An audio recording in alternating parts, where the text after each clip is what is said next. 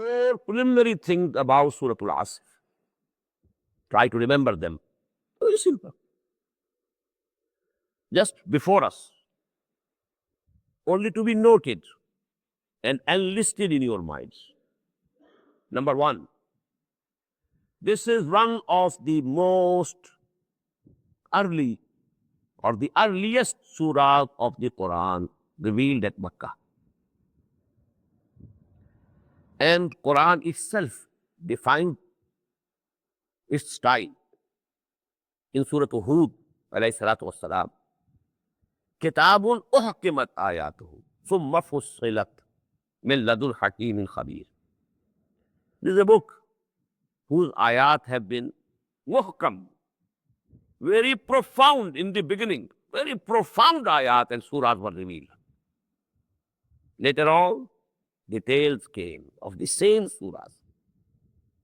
So actually, this is a very famous and very noteworthy example of this. Uhkimat ayatuhu summa fussilat. And it was revealed in very early Makkan period. Number two, it's one of the smallest surahs of the Quran. There are only three surahs of the Quran which comprise of three ayat. Surah Al-Asr, Surah Al-Kawthar, and Surah Al-Nasr. Three. This figure 3 seems to have some importance because we know that it's necessary to recite 3 ayat in a rak'ah, in salah, in prayer. Or if the ayah is very big, then one would also suffice. If it is Ayatul Kursi or Ayatul Bir or Ayatul Dain and so on, one can suffice. But if they are small ayat, you have to recite at least 3.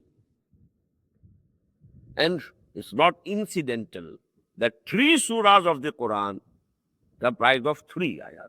But this is the smallest. No surah has only 2 ayat. And there can be no surah of 1 ayah. That there will be no difference between the surah and the ayah. But actually, composition means when you have composed a few sentences. Surah will mean when a few ayat are joined together to make a surah. And the least number is 2, 3, which we find in the Quran. So this is one of the smallest surahs of the Quran. This is one of the earliest surahs of the Quran. But now note the difference in words. This is the most profound and comprehensive surah of the Quran. Here I have not used the word one of the most profound. No. The most profound and the most comprehensive surah of the Quran. I am absolutely emphatic on this point. And this emphasis that I am putting on this point is not without any basis. Let me quote here about the practice of the Sahaba Kiram, Ridwanullahi ta'ala alayhim ajma'in. There is a tradition given by Tabrani in his Awsat.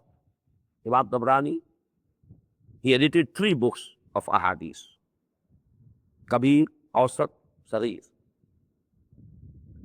But in the Awsat, he has included this riwayah. And it has been included by Imam Bayhaqi in his famous book, Shu'abul Iman. Very important tradition of the companion of the Prophet ﷺ. The writings are, كان الرجلان من أصحاب النبي صلى الله عليه وسلم إذا التقيا لم يتفرقا حتى يقرأ أحدهما على الآخر سورة العصر ثم يسلم أحدهما على الآخر. When 2 persons from among the companions of the Prophet used to meet with each other, they never departed from each other unless they had recited one to the other and the other to the first, Surah Al-Asr. This practice of the Sahaba couldn't be without any reason. I will discuss it later. What's the need? What's the necessity to recite this surah? So common. Although we may think, and we do think, Surah Al-Ikhlas is much high, much more exalted. Surah Al-Fatiha is at a very high level. Ummul Quran, Asasul Quran. But the practice of the Sahaba, of the companions, is regarding Surah Al-Asr. There's a basis, there's the reason. I'll discuss later. But to give you the glimpse, from the practice of the companions, that is in itself an argument. They were the companions of Muhammad sallallahu alayhi wa sallam.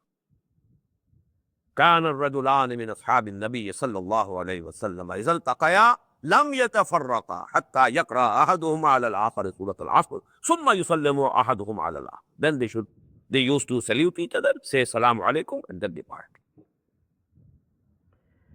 Secondly, let me give you two sayings of Al-Imam al-Shafi'i rahimahullah.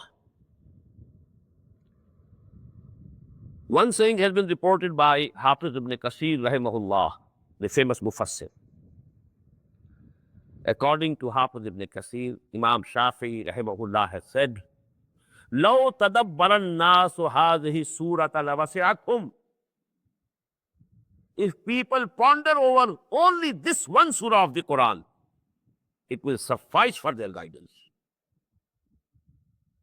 And according to another saying, it has been reported by Mufti Muhammad Abduhu of Egypt in his exegesis of the last part of the Quran.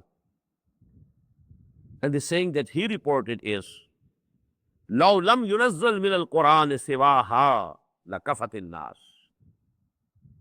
Even if nothing else was revealed in the Quran except this Surah Al-Asr, only this surah would have been sufficient for the total guidance to humanity.